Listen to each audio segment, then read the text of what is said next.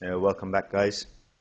Um, okay, so in this session, I want to talk a little bit about flag structures and and just some basic observations surrounding the flag structures. We're going to follow the usual kind of format of these discussions. So what I'm going to do is I'll cover the theory first on the board and point out to you the observation, and then once we've pointed out the observation, we can look at a few chart examples. Flag structures themselves are very common structures that appear on charts, and um, you get them occurring on multiple time frames. You'll see them form M1, M5 on the 15, 30 hourly, 4 hourly, and the first thing which I want to point out is that I prefer the flag structures on larger time frames.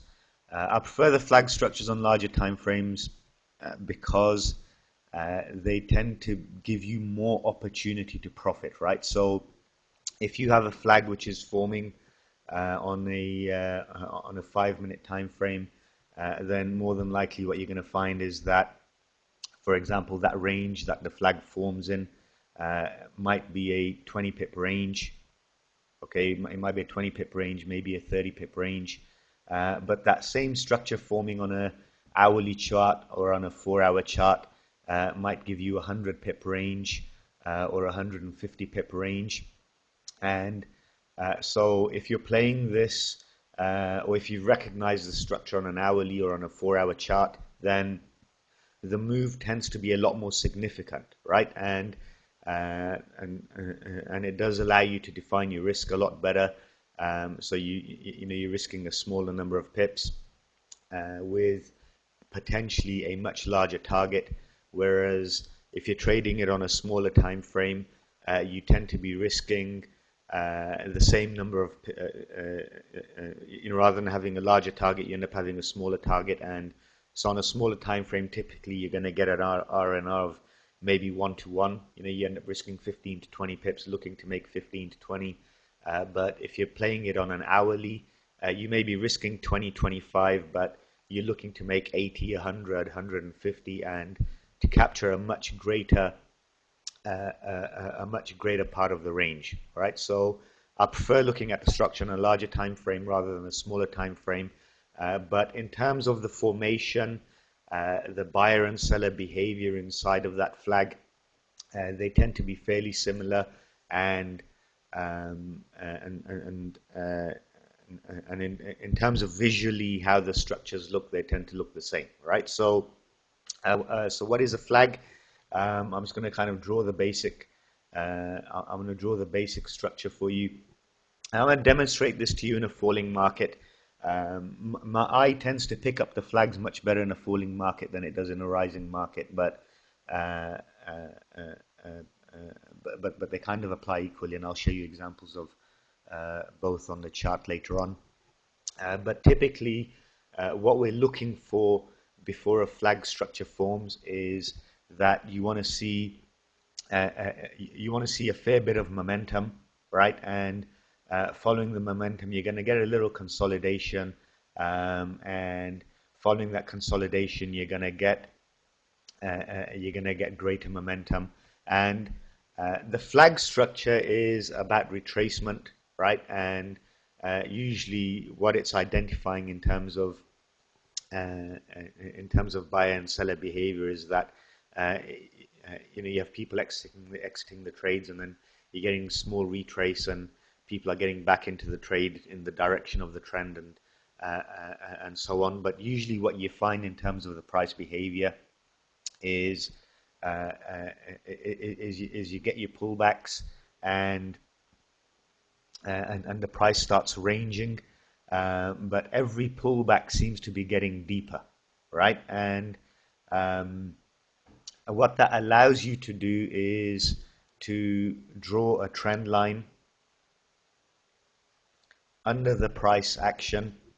And once you've drawn that trend line under the price action, you're usually able to copy it to the top of the range, right? And you have your flagging structure. So how the books typically, how the pattern books typically describe flags is that you have your pole, you have your flag, and when the flag breaks down, you're looking for your continuation trade, right? This is the uh, that's your kind of basic flag structure there. And I suppose if you're going in the other direction, you'd be looking something like this, and then for your continuation trade north. What I find interesting, and what I want to focus on is actually what does the price action look like inside the flag, right? So often it's easy enough saying, "Oh, look, it's a flag, it's a bear flag, it's a bull flag," but what I tend to find is that if it is a flag, then you tend to have a very particular type of price action. You tend to have a very particular type of price action inside the flag. So that's the first thing that we're going to be looking on the chart in terms of what does that price action inside the flag look like, right? Because what you will find is that that price action is repeating and those structures repeat, and they tend to have fairly similar formations. They don't tend to look a heck of a lot different from each other when they do form. All right. The second thing that we want to look at is entry, right? And how do we take entry? And again, before we look at a chart, I want to cover I want to cover the kind of theory side first. And so first off is that if you recognize that the structure is a flag, right? So once you've seen that structure forming and the structure looks consistent with the type of structure that you would expect to find in a flag, then you need to maintain a bias which is consistent with the trend, right? And ordinarily, what I would be looking at the last consolidation area. I would be boxing off that consolidation area and saying, you know what, if the price ends up breaking above that consolidation, then I've got cause to be exiting this trade. And the closer that the price gets to that consolidation area, the stronger in the case of this example, my bearish bias, the stronger my bearish bias is going to get, and so I'll be waiting for those pullbacks to sell. If I recognize that there's a flag formation going on, and one of the things which is very common in that flag formation is that you usually get a pullback towards that last consolidation area. So if you recognize that the price is actually flagging, it does give you the opportunity to play long.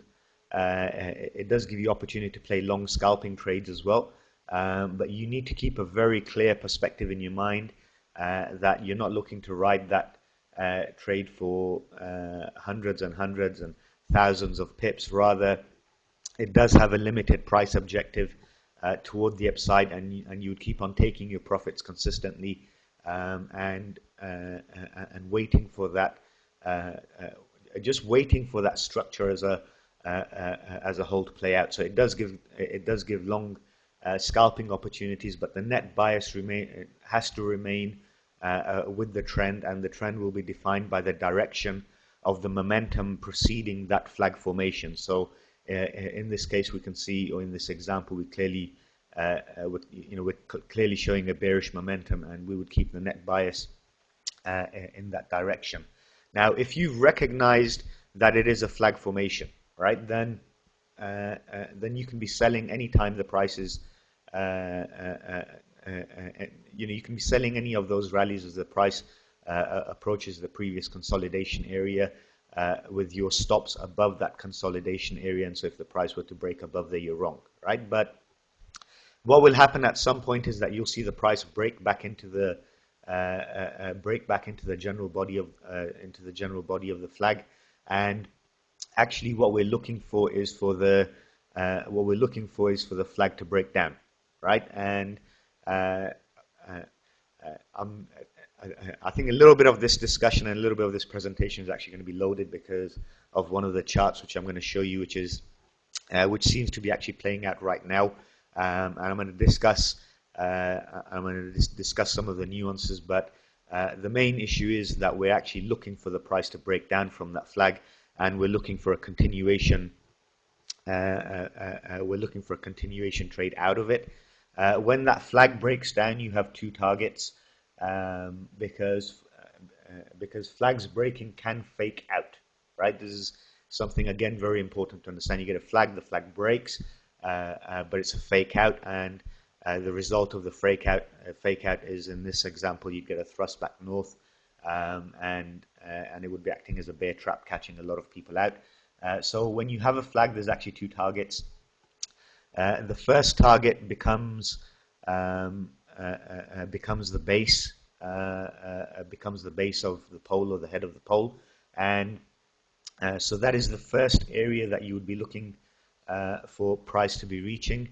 And if price is able to breach that level, then you would be looking for a substantial continuation to the downside. Usually people talk in terms of measurements, and they say you should look for an extension height-wise, right? So if, for example, if the pole is 100 pips, then from the flag break, which would be that area, you'd be looking for an extension of around about 100 pips, right? So it'd be like an ABCD, but you measure the CD from the level at which the level at which the flag line breaks, right? So that's your basic flag structure. In terms of nuances on this flag structure, what you will usually find is that when that flag structure is forming, and when the flag line is about to break, what usually tends to happen is that the price comes down, it will breach the flag line, okay, and usually that first breach tends to be a little bit of a false break.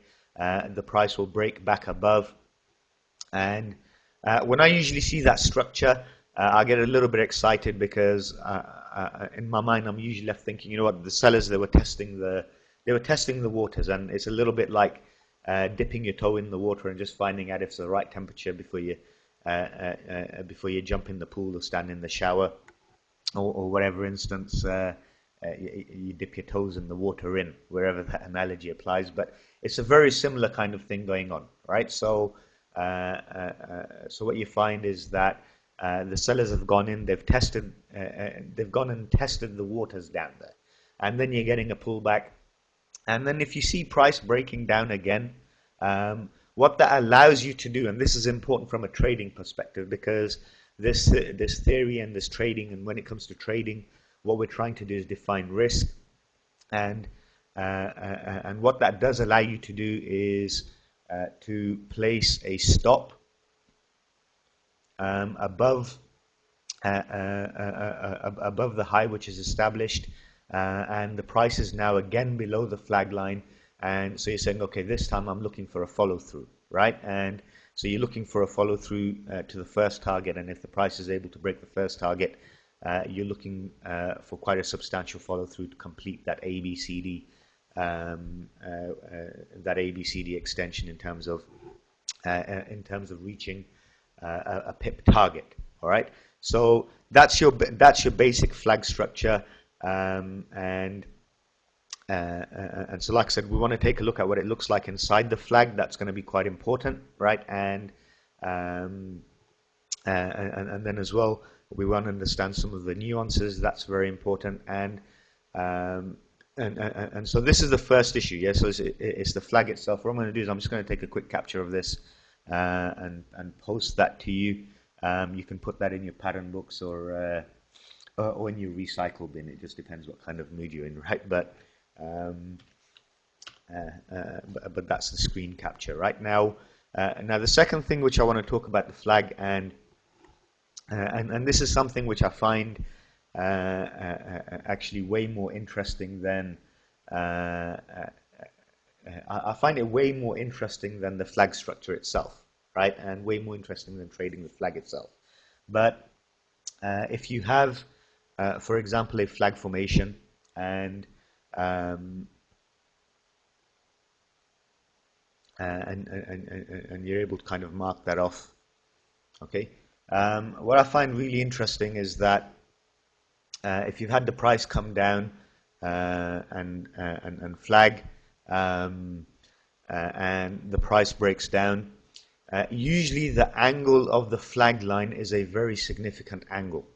All right, it's a very significant angle. And I like to play around with trend lines a lot. I'll play with lines a heck of a lot, and usually I'm kind of looking for um, uh, I play with them, and I'm looking for the relationships between a line, the angle of that line, um, and price, and the relationship of price and that particular line and that angle, right? So what I'm usually doing is I'm taking that line and I'm copying it around the screen, but I usually find the angle very significant. So I will copy that line and I'll copy it around the screen. And for example, if we've had some consolidation, or we've had, or you get a little bit of a spike high, I will copy the line to that level. And usually, what I've found is that the line is very significant. And if you ever end up getting a pullback toward the original flag line, right? So you had a flag, the price broke down, and you got a pullback toward the flag line. Then you will find that that flag line is going to act as a very, very significant resistance level in this particular instance, right? Sometimes it turns off early, but anytime price is approaching that flag line, then you can expect a very reasonable amount of resistance at that particular level, right? So even if you've identified a flag after the effect, right? And this could be a week, it could be even a month, sometimes it can even be 2 months after the effect.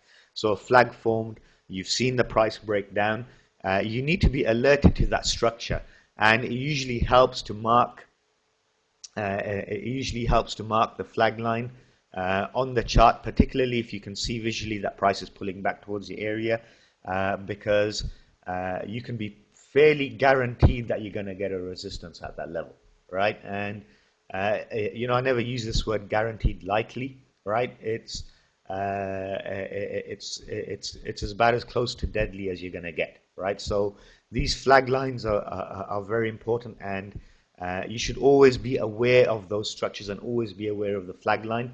I don't always keep them on my chart because visually you can see where they are, and then if price is heading in that direction, I start marking them up because I'm saying, well, there's a flag there and it looks like price is reaching that kind of proportion, so I'll mark them up and I say, okay, you know, it's still 100 pips away or still 150 pips away, but I keep it in perspective.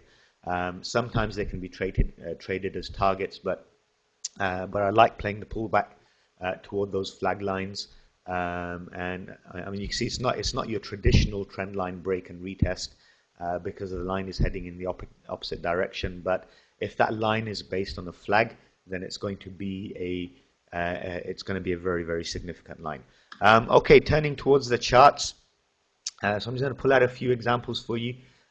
First off, if we're looking at GBP USD, all right, and I just want to demonstrate to you the relationship that you have, with the flags and the lines and so on. But here we've got a very kind of clean example, and I like this because it's very clean and it's quite easy to kind of see the structure that I was talking about. So looking here at an hourly chart, and this is a flag formation. Sorry, excuse me. This is a flag formation that played out over the course of a few weeks. So we can see we had a clear downward momentum. Price went into consolidation, followed by extension of that downward momentum. And then if we're seeing that price action, it starts flagging back before eventually breaking down, right? So very clean, clear kind of flag structure there. And if I just mark that up, as a flag,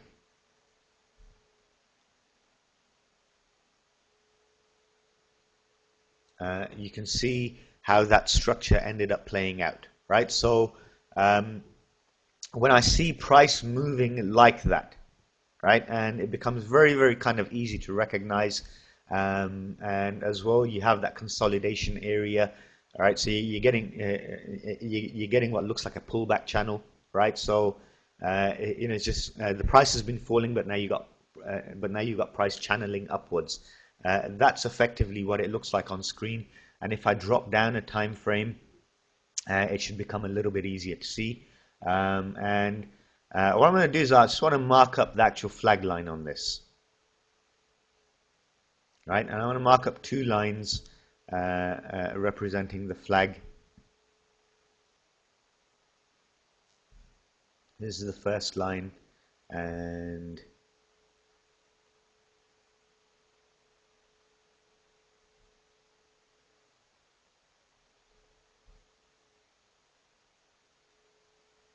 okay, this is the first line and this is the second line. So I've marked up the flag, and if we're looking at price, on the follow through, it pulls back, pulls back, pulls back, pulls back, pulls back. The closer it gets, the closer it gets toward that flag line, the more significant kind of a retrace you're getting on the follow through. So we haven't come here and quite tested that flag line, but what I'm going to show you is if we take that line and if we copy it to the next consolidation block, which takes place here.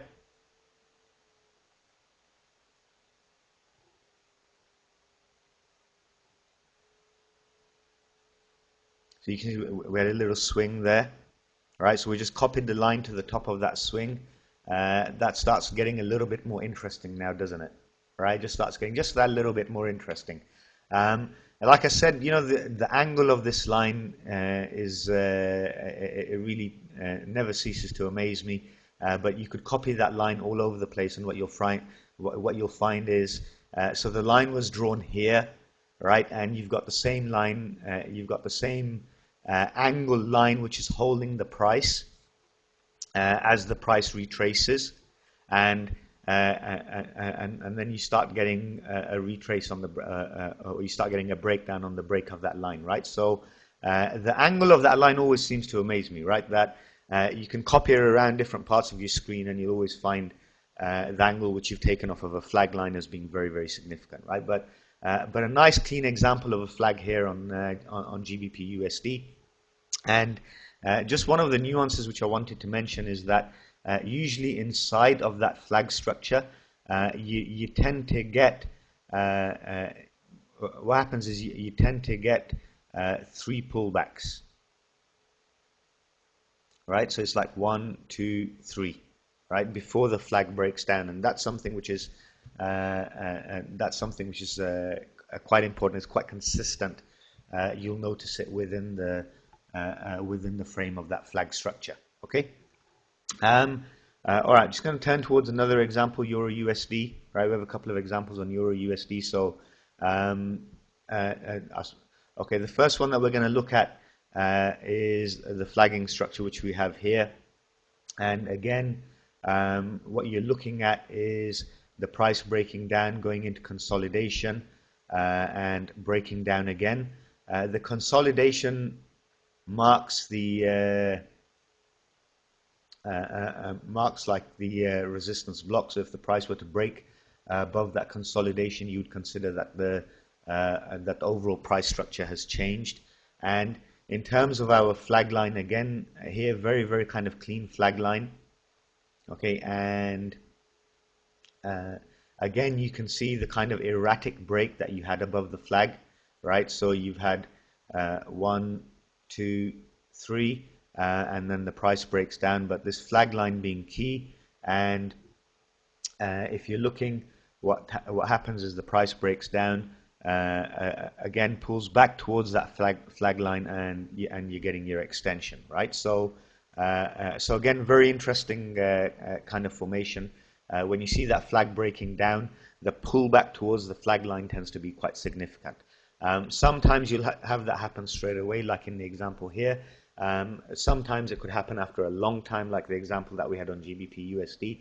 But whenever you get a pullback to that flag line, it does tend to be very, very significant, and you ought to be looking at that flag line to be acting as resistance. All right. Now, what I'm going to do again is I want to take the flag line here, and I just want to extend it. So let's just get it to the,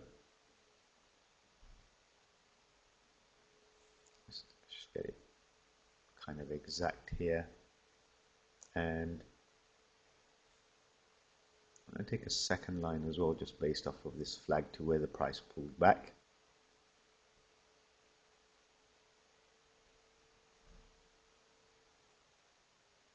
Okay, so again, what you're seeing is that if you're drawing trend lines, right, and so whether it's a support resistance line or whether it's a line actually taking, I didn't actually hit below that.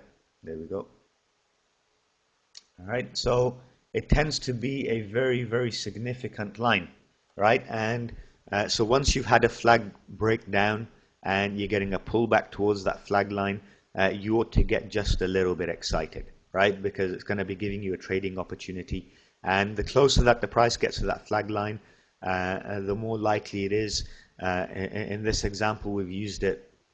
We're using it as resistance, and so you can see how it acts as resistance. Right now, I'm just going to show you a bullish example on this. I'm going to show you a bullish example on this same chart, and it's not a cleaner structure.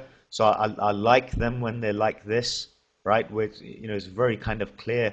It's flagged. So what you've got is your boost, consolidate, boost, and you get the price flagging in that second, inside of the range of that second boost, right? That's essentially what that structure is. That's how you would describe it. But if you wanted to look at a bullish example, we have a structure here.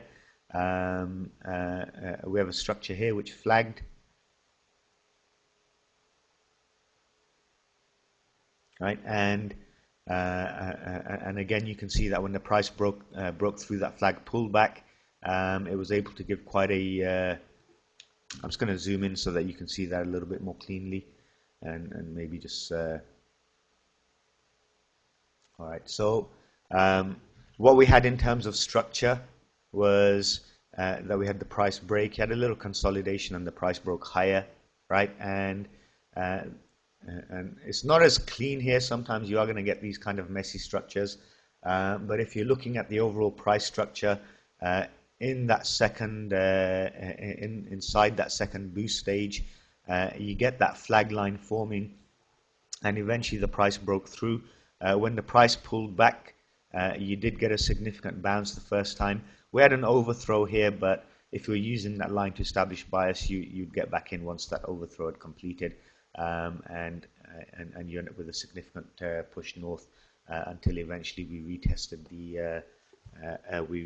that flag line again, right? So, example there of a bullish flag, not the cleanest example, but like I said, the bear ones I tend to find them a lot easier to spot, just in terms of the way that the price structure works with them, and I find myself a lot more familiar with those.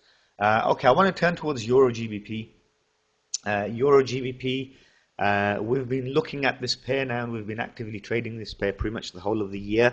Probably, to date, it's probably, although the range that it's hit has been about 250 pips this year, I think we've probably pulled out in excess of 500 or 600 pips from this pair.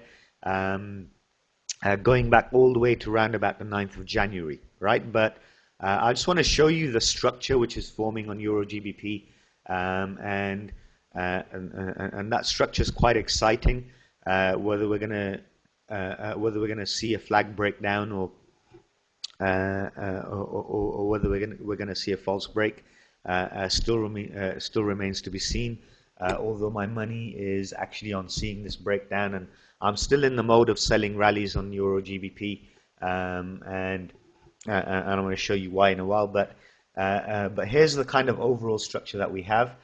So we had the price breakdown, we had it go into consolidation, and we had the price breakdown again. So marking off that previous consolidation area, that gives us that gives us our structural bias. So as long as the price is remaining below that consolidation area, our net bias would remain short, and we would only start looking north if the price is able to break above that cluster, heading into that kind of 86, 87 area. And at that point, we'd have cause for concern and say, okay, maybe we ought to be buying a pullback now rather than to be selling a rally, right? So that isn't something which has happened yet. We have developed a flagging structure, however, right? And that flagging structure, again, like I said, it's quite an exciting structure once you begin to recognize it. We've been playing the range a lot. So in January and February, we played a heck of a lot inside of that range, and we targeted 85 to the upside, and from 85, our target to the downside was to look for a retest of that kind of 82.40 in the first instance, because it represents the extreme of the pole, and if we're able to break through that 82.40, then we're going to be looking for a continuation to the downside. And if we're getting a complete extension, you'd be certainly looking down towards the 81, 80.50 area, right? So so here we have a flag actually in play, right? And I just want to remove now the capture and actually chart it with proper lines. And the line that I'm interested in is the one that represents the base of that flag.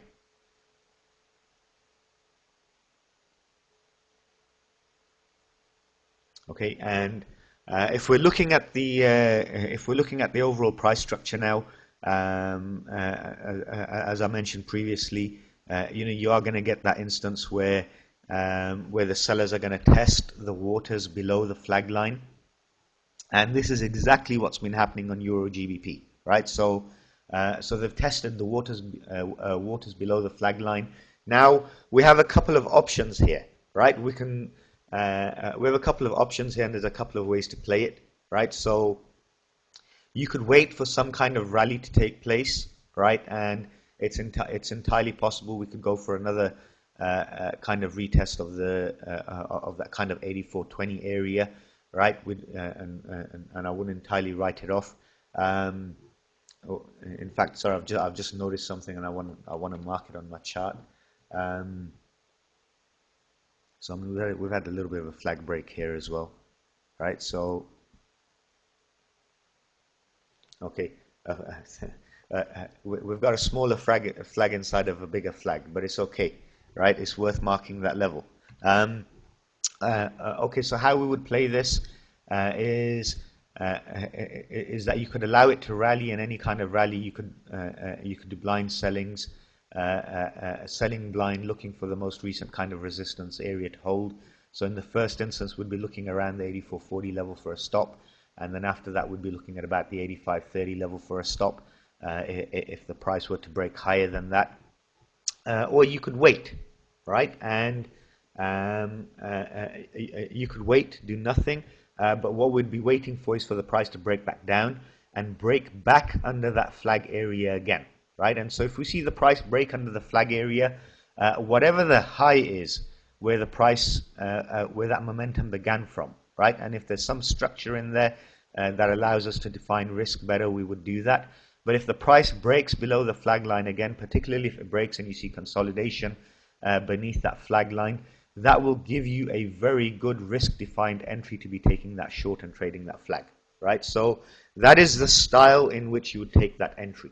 Right? Say, if you want to be aggressive, you say, okay, I'll keep selling the rally until this flag breaks, right? And that would be a very aggressive trade, because, like I said, you do have instances where the flags fail to break, right? But if you want to be conservative, you would say, okay, we've tested the waters, let it break below that line again, and if it breaks below the line again, I'm going to look for a significant follow through, right? So, so that's the play on Euro GBP. Like I said, it's very exciting because the last few times when we've been looking at various structures, we didn't have very many live examples to be looking at, but it'll be very, very interesting to see how this plays out over the coming over the coming days, and I would suspect that by the end of this week, or certainly by the end of this week, by the end of this month,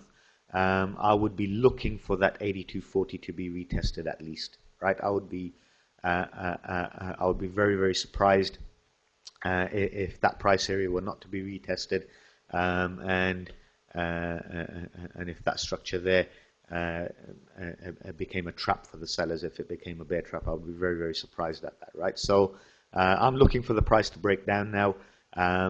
My own kind of personal tendency on Euro GBP is that because we've got so many pips in the bank from it, I really don't have a problem selling those rallies, and I've been quite aggressive with it. I've not had any trouble kind of fading the levels and fading entries on this, but like I said, there's two ways to play it. You can fade it. You can be quite aggressive and randomly sell those rallies, or look for a technical entry inside of the flag structure itself.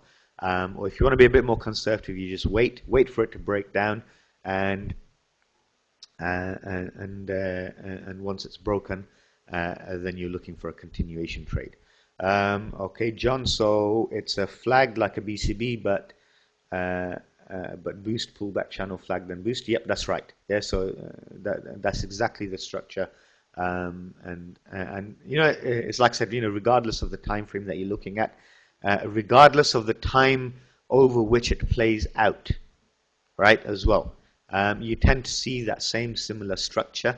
And I like these ones which play out over a longer time frame. I like them because they give you much more opportunity to trade, right? And as long as you're using that previous consolidation area to determine your net bias, you don't have a lot of, you know, you can maintain a lot of confidence in the direction of the break that you're looking for. Okay, that's the that's the important kind of thing with this. So we're looking at a big structure here, but we used that consolidation range up in the 85 area to establish our net bias south, and so it became a lot easier. All right. Okay. Question about dollar Swiss. So let's have a look at dollar Swiss. All right, that's pound Swiss. We don't want to be looking at that. Yes. Right. So again, getting that very kind of messy structure, right? And it looks as though Layman, you've got a very good eye for this stuff, right? I was watching your charts this morning. Okay. So if we look, we've got our BCB structure, right? And that consolidation itself is a little bit messy, right? But the only thing which is going to change our mind about what's going on here in relation to dollar Swiss is if the price is able to break above that last consolidation area. And so as long as price remains below this consolidation area, technically would be looking for a short. If you're isolating your flag structure, you're probably looking at that as being your flag line, right? So if we see the flag break down, that will put us into a good continuation trade, and would take that as a conservative entry, using the breakdown of that flag. And if we wanted to be more aggressive, would be selling up here in this consolidation block, somewhere between 91.50 and 91.80, right? But that does look like a good flagging structure, and if you see it breaking down, you may even be in a mind to get in a little bit more aggressively before the flag line actually breaks, right? But it does look like a very good example of a flag breakdown, right? Spot on, well done. Okay, guys, that's it from me in terms of the session this morning, and I'll catch up